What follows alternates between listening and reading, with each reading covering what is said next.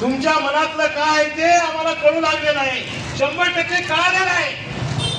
आणि कळाल्यावर आम्ही येण्याचं सोंग कशासाठी घ्यायचं, कशासाठी त्यांना मागायचं?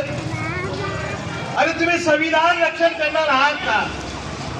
या देशामध्ये सरकार स्थापन करण्यासाठी, केंद्रातलं सरकार स्थापन करण्यासाठी 277 मतं लागतात. किती मतं लागतात? 270. 270 ते 72 खासदार आम्हाला निवडून आणावे लागतात. मग 272 खासदार निवडून आल्यानंतर सरकार स्थापन होत असताना तुम्ही 472 नारा कशासाठी देणार? 272 मध्ये तुमचं काम बनवले साहेब, तुमचं 50 रुपयामध्ये काम होत असताना तुम्ही 500 रुपये कशाला मागता? याच्या मागे डाव आहे. हे डाव आमच्या लक्षामध्ये आलं पाहिजे. 272 मध्ये सरकार स्थापन होत असताना 400 कशाला पाहिजे यांना?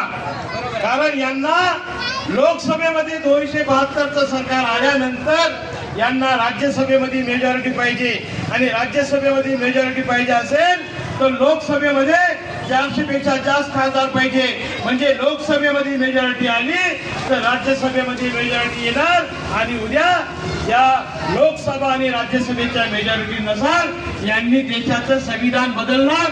म्हणजे बदलणार ही काळ्या दगडावरची रेघ आहे, हे आम्हाला दिसू लागले, लहान लेकराला कळू लागलेलं आहे. आणि तुम्हाला कळत नाही काय? हे लोक उद्या बाबासाहेब आंबेडकरांचं संविधान बदलण्यासाठी तयार झालेले आहेत. त्यांच्या मनातलं संविधान जे आहे ते तयार आहे. या संविधानामध्ये रामकृष्ण गौरी गणपती राहणार आहे, हे संविधान त्यांचं तयार आहे. आणि बाबासाहेबांचं संविधान, बाबासाहेबांचा विचार, बाबासाहेब नावाची व्यक्ती या देशातून नष्ट झाली पाहिजे. अशा प्रकारच्या दुष्ट आणि पापी भावनेतून या लोकांनी या देशामध्ये फार मोठं षडयंत्र चालू केलेलं आहे. म्हणून आम्ही आमचा स्वाभिमान जिवंत ठेवला पाहिजे. आमचा स्वाभिमान फार महत्वाचा आहे. मी एक माणूस आहे. मी कोण आहे? एक मी माणूस आहे, आणि एक जनावर असते. त्या जनावरांमध्ये आणि माणसामध्ये काही फरक आहे की नाही? मी कशासाठी जगतो